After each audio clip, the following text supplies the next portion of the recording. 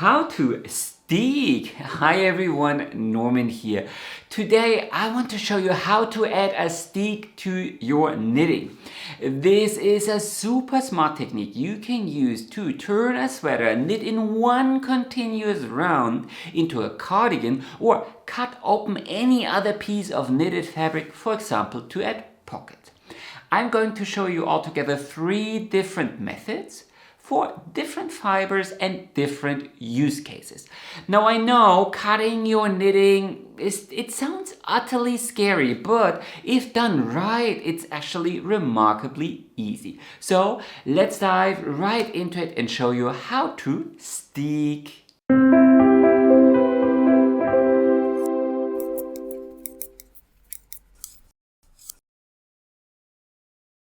So what is a steek and where does the word come from? So a steek is a bridge of stitches added to a project in order to cut it open later on. The piece you added may also double serve as facing once turned inside. A typical steek is either 5 or 7 stitches wide. So the word itself apparently comes from Proto-West Germanic stecken. Today in Germany we still have the word stecken, to stab, to sting, to put inside. So the history of the word and steeking is quite convoluted. But basically it boils down to stecken means stabbing. And if you continuously stab fabric, well, that's sewing. Then people reduced it to the result of the sewing, so stitches. And later on, mainly on that was 1,000 years later, people on the Shetland Islands, well, used it to refer to a vertical line of stitches meant to separate. So this could be eyelets in lace patterns, or what we hear today, stitches meant to be cut later on. If you want to know more about this, and from the knitting podcast I thought I knew how, recorded a full episode on this interesting bit of knitting history. I'll add a link to the description. Though I personally have to wonder, steek sounds awfully close to the German word Steg, which would be a bridge. But well, food for thought, especially considering that the verb to steek, to cut open knitted fabric with this bridge of specially prepared stitches. This word is only barely 2 decades old. Well, anyway. Before you start knitting, or even knit a single stitch, you need to make a yarn choice. Knitting can unravel at any time. That's why you need a special technique to cut open knitted fabric in the first place. And the easier your yarn unravels, the more difficult that will be. So this means cotton or linen are possibly the worst choices for a steek, while all fibers that easily felt, that's the important bit, they need to felt easily. So for example, untreated sheep wool in particular are a great choice for a steek. Superwash yarns, a lot of sheep wool yarns these days are superwash yarns. This means they are extra slippery. You can put them in the washing machine, but this also means they won't felt, and it will be quite tricky to use these yarns to add a steek. Sure, I mean you can absolutely steek cotton, but always remember, steeking is meant to be easy. Listen to that. It's meant to be easy. It's done because a lot of knitters find it easier to knit fair island the round rather than flat, because then you have to purl, and half of the time you are looking at the wrong side where you can't really see the pattern and only the floats. If on the other hand you pick a fiber that is extra difficult, these benefits typically don't outweigh the extra work you need to put into, well, reinforcing that open wound in your fabric, and then you are typically better left with knitting it flat in the first place. Also, another thing you need to remember, steeking also relies on a relatively dense fabric. Normally, when you do fair isle knitting or any other form of color work, you typically knit with a relatively small knitting needle to prevent any floats from peeking through. But in the context of steeking, it becomes extra important because loose stitches also means there are a lot less points of contact between the stitches, less friction. And so anything you do to reinforce the steek will be less effective later on. So to sum it up, use a relatively small knitting needle and use a fiber that felts easily. No superwash yarn nor blends with acrylic or nylon. And if you are unsure, you can always use a swatch to test things. Now let's talk about the actual steek. So in front of me are two swatches, one here in this rustic merino yarn and one here in this cotton yarn, and we are going to steek both in this tutorial. But here's the thing, when you hear steeking the first time, you have all these fancy techniques in your mind that are possibly involved, but it's actually kind of a letdown because there are no real special techniques here. Because this here is my steek. So let's use these see-through rulers here to mark my steek. So it's just these 7 stitches. 1, 2, 3, 4, 5, 6, 7 stitches here I've added here in the center of my little project or swatch. And you can see two versions here. So here in the top half of my swatch, I've always alternated stitches. So I have one central stitch. This is the stitch we are going to cut through. And then to the side, I always alternated green, orange, green, orange, green, orange, green, and across all rows. Here towards the bottom, I used a different method.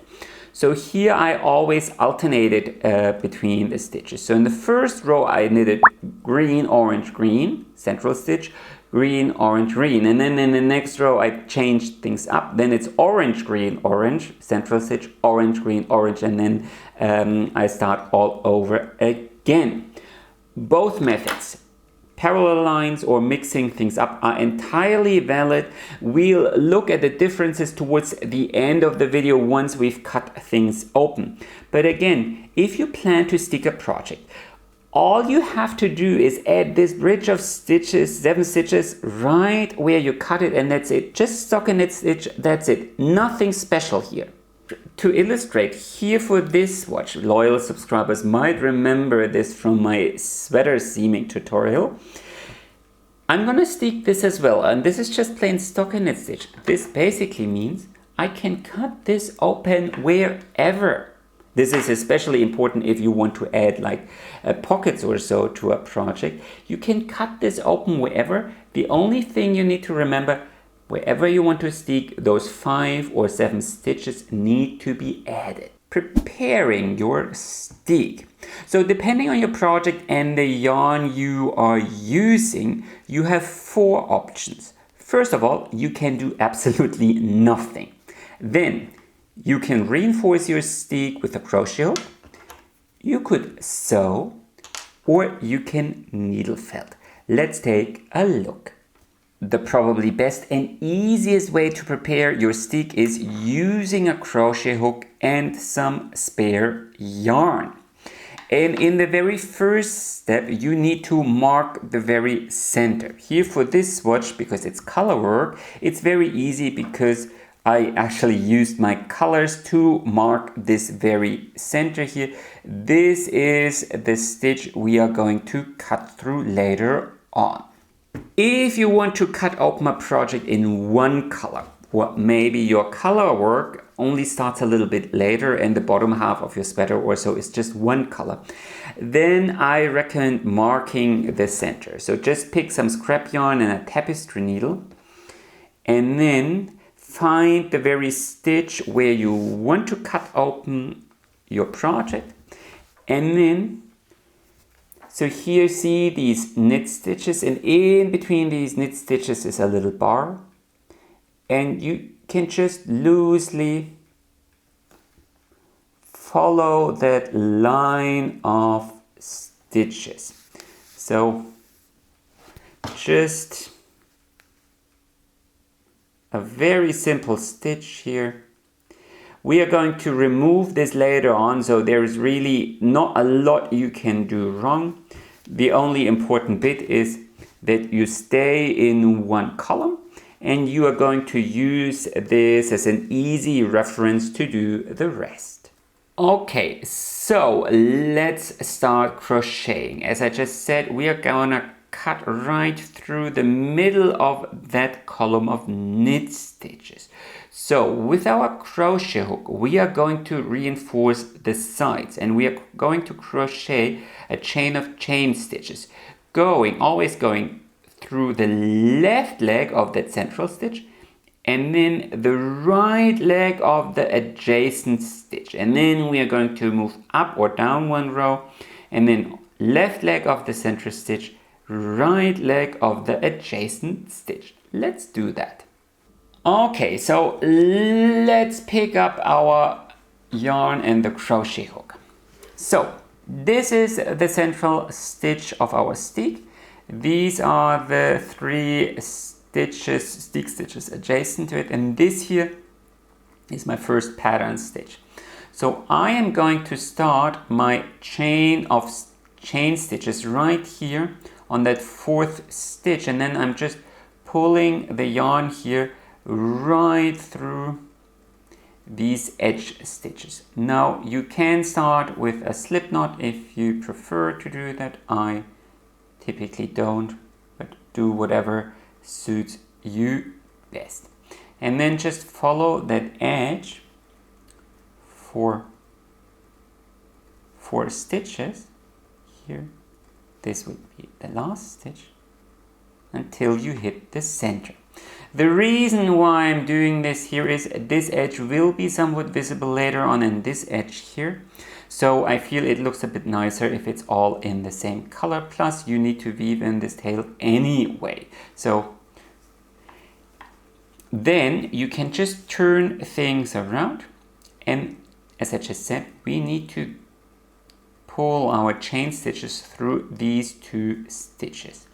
Now my first 2 rows here are in the same color, so it's a little bit more difficult to see, but we need to go here underneath these 2 stitches. Here, move up 1 row and pull through. Here, now it's easier to see here, this leg of the outer leg here of that central stitch, and the inner leg here of the adjacent stitch, and then just crochet all the way up. And then here right at the top I also follow that edge here for another 4 stitches. 1, 2, 3, 4, and then we are done. So let's quickly take a second and look at the results. So you will create this ridge here right in the center. One important note here, consider blocking your project first before you add the chain stitch, because some fabrics stretch out dramatically after blocking, and this chain of chain stitches can somewhat constrict the stretchiness of your fabric. And if you crochet first and then block, it could mean that your project kind of puckers or tapers out around the edges. So consider blocking first. And once you are done with that, you can start on the other side. Doesn't matter which side you start. Just pick any, and then again start here 4 stitches in, move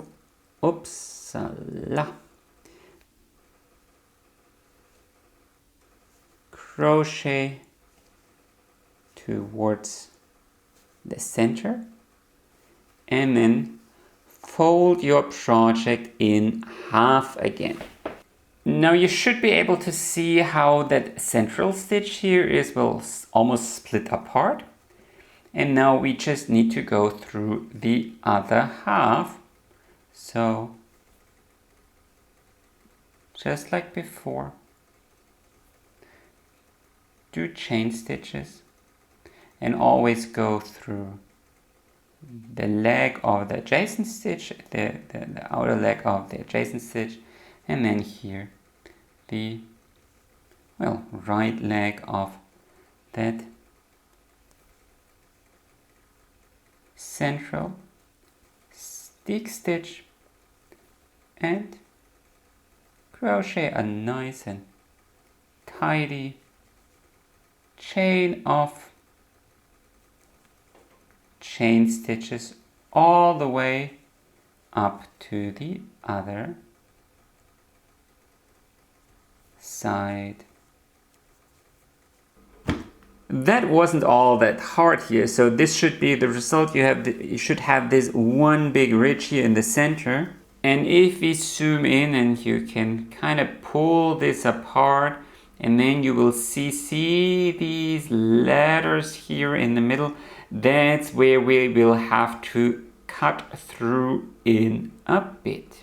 So before we do any cutting, we still need to cover 2 or rather 3 more methods to reinforce the steek. This here is cotton yarn, and cotton doesn't felt. So a crochet chain can often be, well, not secure enough, and in this case it's better to use a tapestry needle, a sharp tapestry needle or chenille needle, and do back stitches. You can also do this on a knitting machine, but if you've ever tried to sew knitted fabric on a knitting machine, you know that it's actually not very easy, and you have a lot more control doing this by hand. Okay, so we are going to seam here right through the next column of V's. So not this column, but this column here. Some even go in one column further and go through the A's rather than the V's. And then you can start with a simple knot here right on the edges any way you like. And then we can already do the back stitch, and the back stitch is very, very simple. So you always go 1 stitch back and 2 stitch forward, and we always see these little bars here. You also use for mattress stitch or so. We only sew through these, and now comes the important bit. So we go 1 back, so here's 1 back, and as we go 1 stitch forward, I want you to pierce here right through that bar. Don't just go below it, pierce right through it, and then you go 1 back and 1 forward, and again you pierce through. And this is the important bit, because cotton yarn will never felt over, no matter what you try. So you need that extra security, and this is added by piercing here right through the yarn.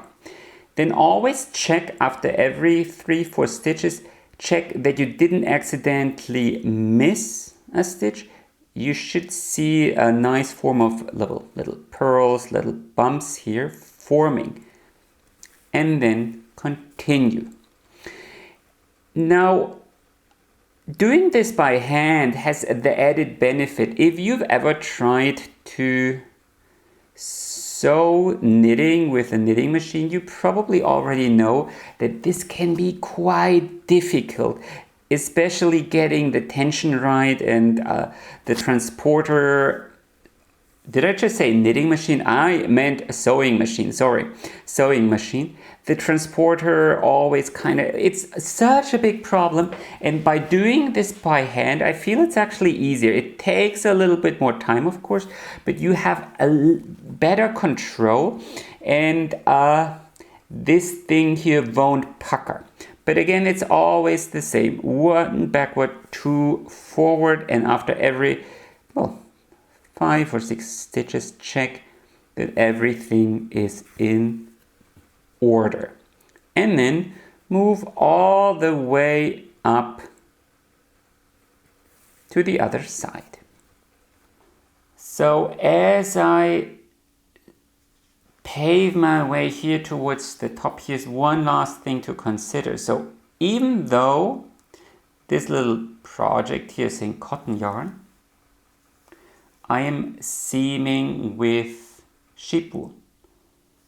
So definitely consider using something that felts well to do the seaming, because this will just add the little extra something to reinforce your seam. There we go. And then here towards the top, let's do one last stitch here. You can just end it with another knot. So here, just go around, leave a little loop here, pull through, and there you go.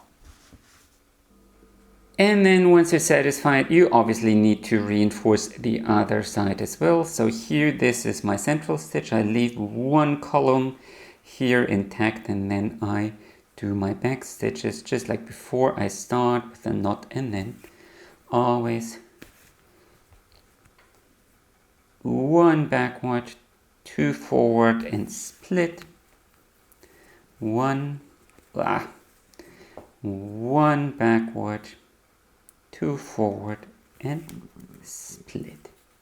So this should be easy enough.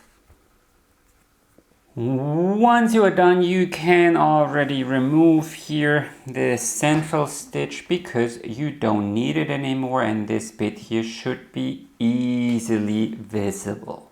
There is a third method you can absolutely use to secure your steek. So I've knitted another little swatch here, and in this case I marked the center stitch here using a column of purl stitches and then some scrap yarn to mark the boundaries of my steek.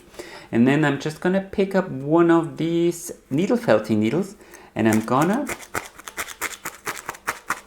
step right into my project and felt things over. This will probably take a little bit of time, but you can absolutely felt things.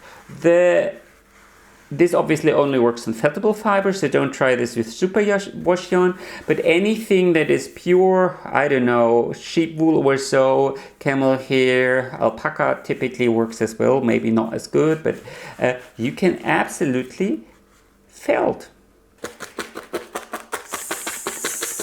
So a minute later or so, this here will be the result. You can clearly see how this has felted over. And now you can remove these guidelines. It's typically better to do this before, and then you can cut things open. And the important bit, however, is that these stitches here remain intact. You will need them to pick up stitches, so typically you need to pick up them to pick up stitches. But if this is one little piece of felt, well, it doesn't matter, right? And by the way, it's not like these techniques are mutually exclusive. So you can also prepare your steek like so. And then once you're done, you can go in with your needle felting needle and reinforce things even further. I mean, don't overdo it, but you can definitely felt things a little bit. And by the way, these things are very cheap and you can get them on Amazon, Etsy, or probably your local craft store. And here's one last thing I need to mention. If you look to the Nordic countries, so Iceland, Faroe Islands, Shetland Islands, Norway or so, you will notice that a lot of people actually don't reinforce their steek. So they don't felt it, they don't use a crochet hook, or they don't sew. They just cut the fabric as it is. And that's why I have this beautiful sweater here in front of me, because the yarn they are using, it's typically so rustic. it felt as it is, and you typically notice this when you need to frog a couple of rows and want to unravel. Often it doesn't actually really work anymore because the fibers, they already felted together, and that's why they can cut it open as it is. So if you're working with such a fiber, sometimes you don't really need to do anything in particular, and I'm going to show you this bit in a couple of seconds. Once you cut everything open, you need to pick up stitches anyway for your border, and that's gonna reinforce things anyway. So let's show you that bit. Now comes the probably scariest bit. We need to cut our steek. And we have 3 swatches, so I can actually show you 3 times. We have the felted swatch, we have here the swatch reinforced with the crochet chain, and of course our cotton swatch. And let's start here with this felted swatch because it's actually the easiest. Now I like to cut here with one of these embroidery scissors, but any other fabric scissor will do. I prefer one that has a very sharp tip because you really need to, if it's a fine gauge, you really need to hit the right stitches. So let's cut this. Okay, so I have my column of purl stitches, and then I can just cut this open. There you go. Well, almost. And see, since this is felted, nothing unravels. Isn't this super simple?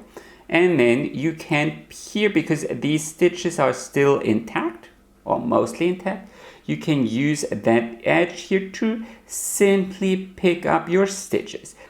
Okay, so let's up the ante and cut this piece here.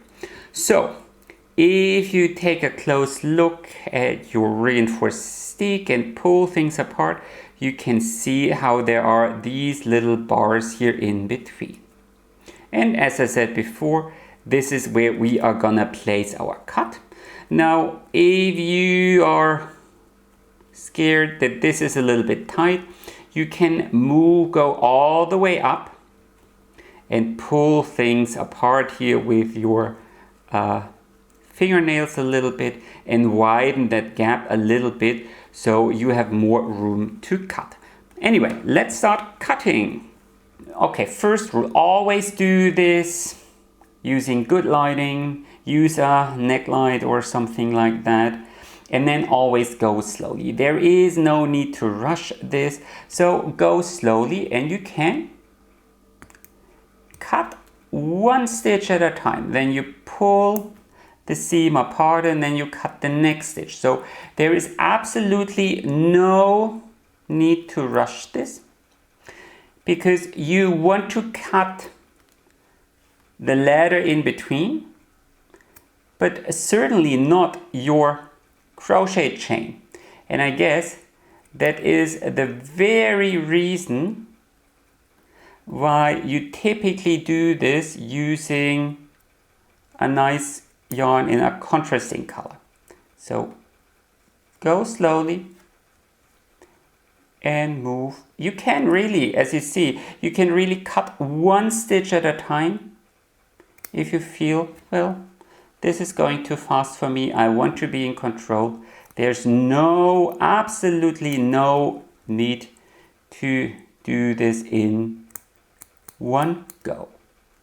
And then, if you see, okay, this might be a little bit tricky, pull things apart and go slowly.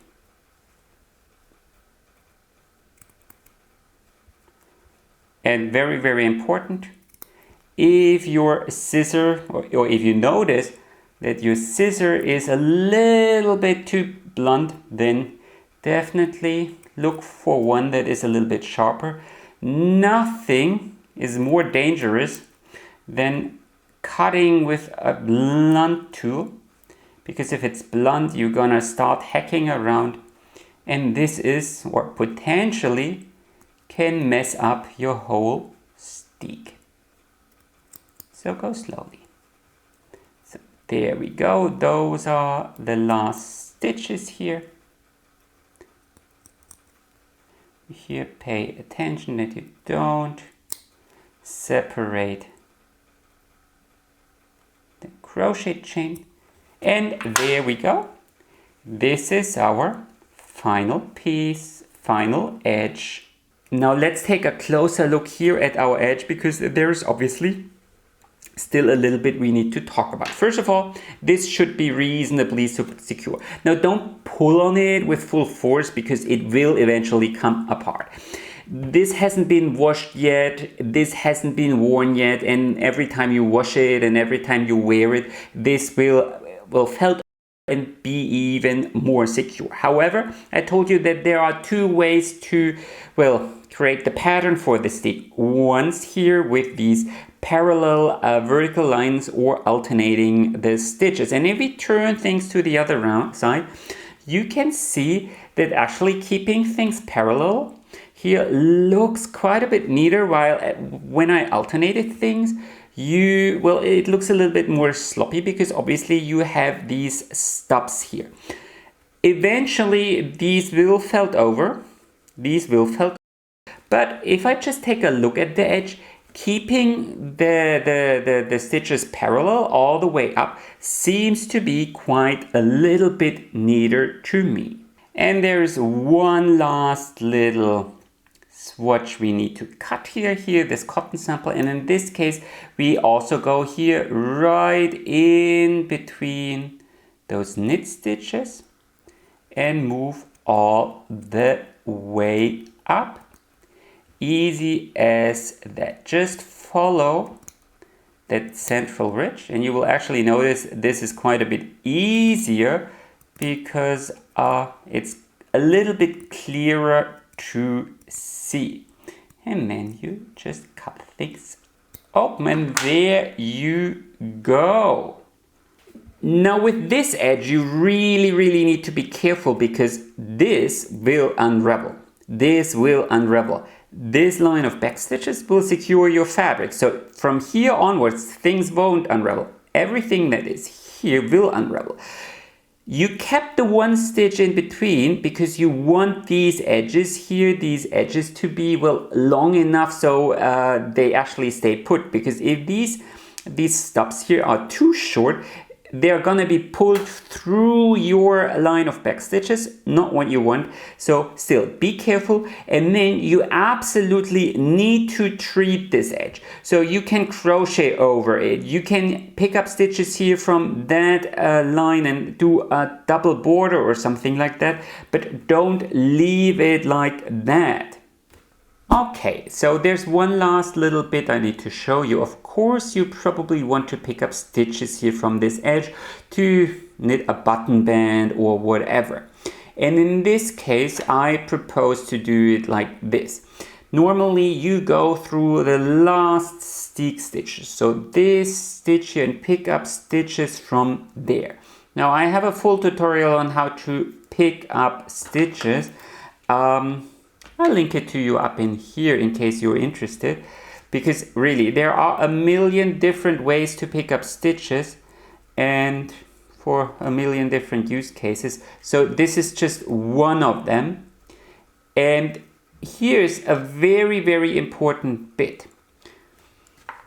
You need to do some calculations. Now I'm casually picking up stitches here with my crochet hook, but in fact you need to compare your row gauge with your stitch gauge, and then you possibly need to skip stitches. So I picked up 3 stitches, and now I'm gonna skip the 4th stitch and pick up here the fifth stitch.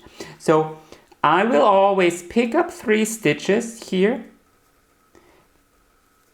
and then I will skip one. However, this is no universal truth. This will entirely depend on your gauge, how your row gauge and your stitch gauge need to meet. And so you need to do the math to do that. So again, I have a full tutorial that shows you how to do that. So I'm not going to repeat myself here. So, but this is here how you pick up stitches. And from here you basically just knit across in whatever pattern you like. So I will do a 2x2 rib stitch here, but could be anything.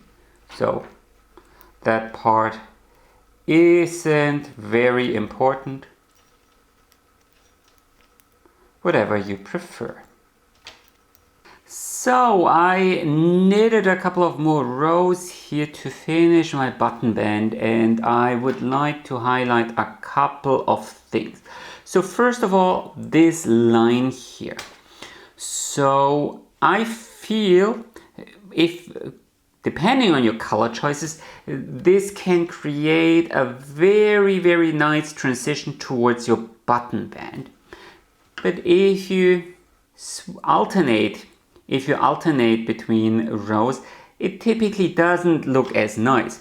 So what you can do, so here we picked up stitches here from this last row of stitches here of our steek, but you can also, so here, but you could also move in half a stitch.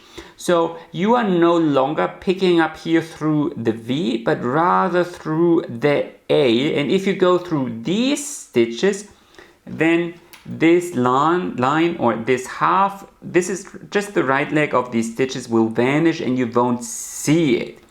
Then the second thing you will notice is that your steek is automatically like pushed through the inside and is folding over. So that's the nature of all stockinette stitch. It curls, and then of course you also have this little row here that further pushes things in.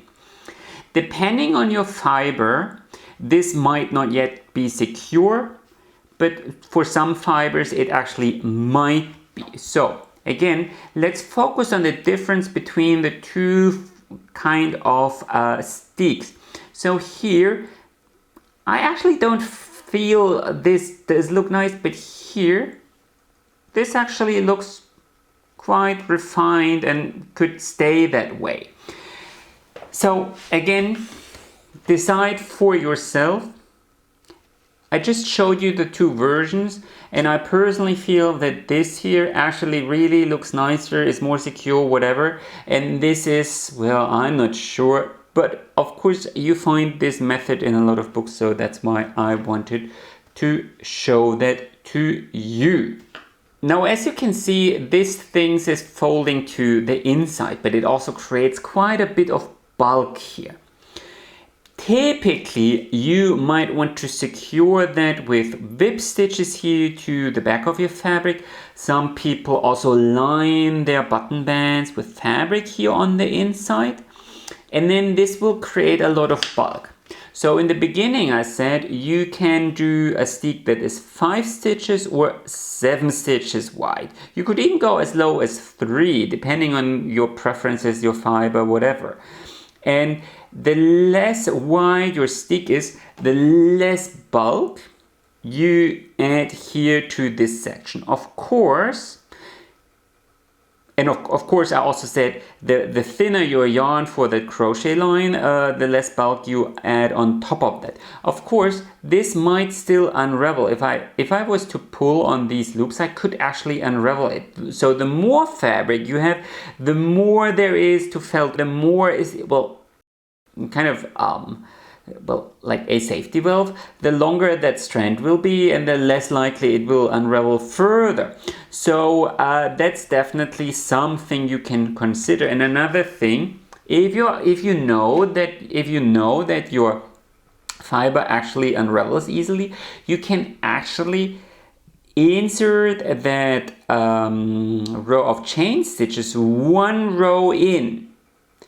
So you have like a buffer of two stitches on either side of your cut line. Then this will unravel, but it will act like as a further bit of a buffer. Another neat strategy is hiding that bit in a double, well, hem, button band or whatever. So here, see these little loops? These are the loops, or the other side of the loops from picking up stitches. And here I'm using a very, very thin knitting needle, 2mm needles. I'm knitting with 3.5mm, but I'm using here this very, very thin knitting needle to pick up all these loops here on the back side. And then you can fold things over and do a 3 needle bind off. So you always knit together one from this back needle with the front needle and then drop these 2 stitches of the needle. Then you knit another 2 stitches, drop them, and now you pass over 1. Then you knit another 2 stitches here together, drop them, pass over, and so on.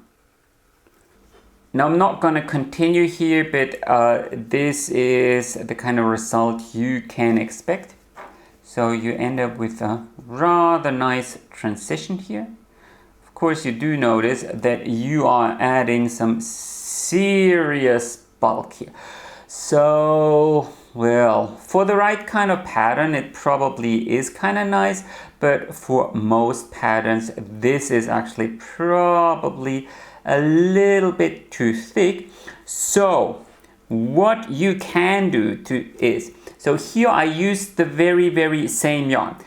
And if you look to commercial patterns so you will notice that often the button bands or so, or the collars or hems are knitted with a much thinner yarn. So one strategy could be you knit the whole pattern here using worsted weight or Aran weight, and then use DK or fingering weight here for this section. Of course, you do need to do the math and check how much stitches you will have to pick up, but then you can hide the steek here inside without creating extra bulk. So that is definitely something you can consider.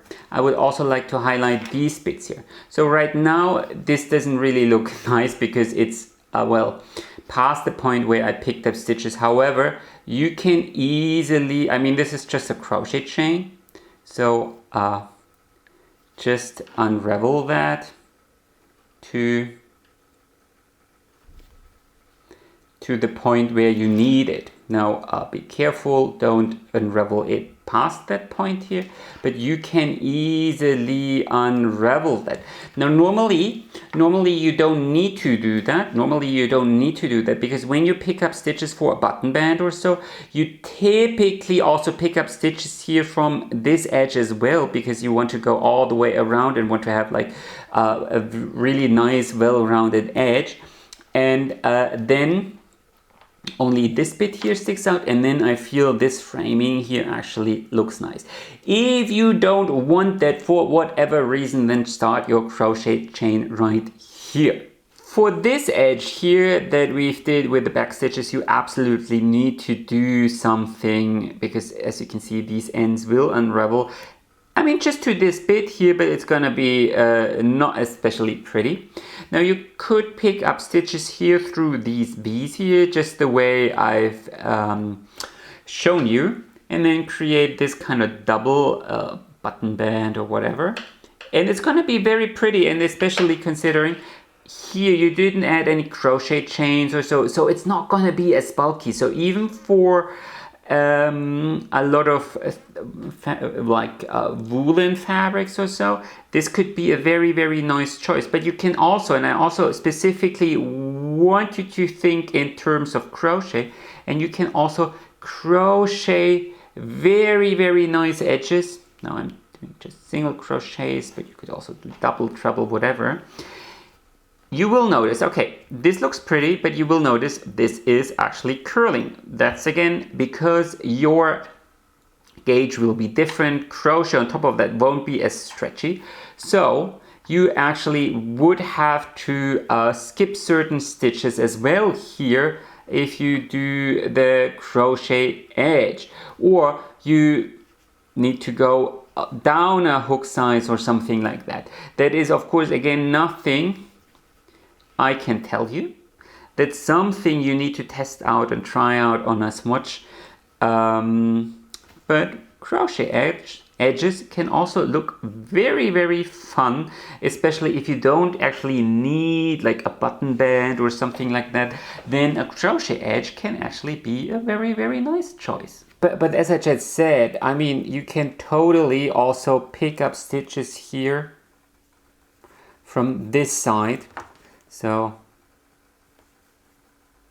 you can crochet into these stitches, you can knit into these stitches, you can pick up stitches whatever you prefer, and you can pick up, as you can see, with a crochet hook or with your knitting needle, whatever you prefer. And then you can also knit a double button band, and this here, as I've just said, this here adds so much less bulk to it, so it's probably the better choice for those who want to knit a double button band. And here on the wrong side you either sew or knit the button band together with these extra loops here. And there is one last little bit I want to illustrate. So what happens if this here unravels? So let's unravel this as far as it goes. See? And now it doesn't unravel any further. I mean, I could possibly if I unravel these stitches, but these little loops here, these little things, keep things from unraveling any further. They're tightly wrapped around the yarn in this case, so nothing really happens. You really don't need to be scared.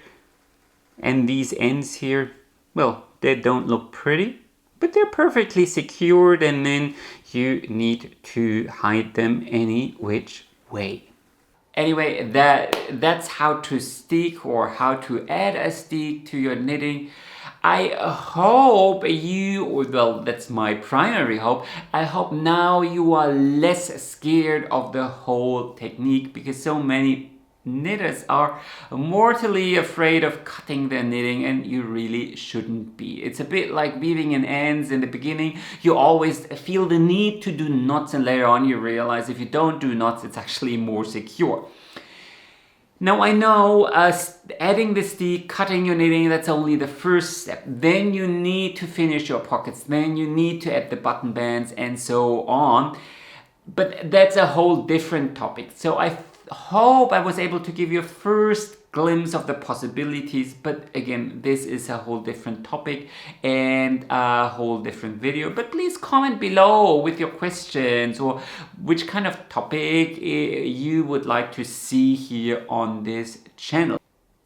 Anyway, please like this video if you enjoyed watching, comment with your questions, subscribe to my channel if you haven't already, and as always, happy knitting and enjoy the rest of your day and the holidays.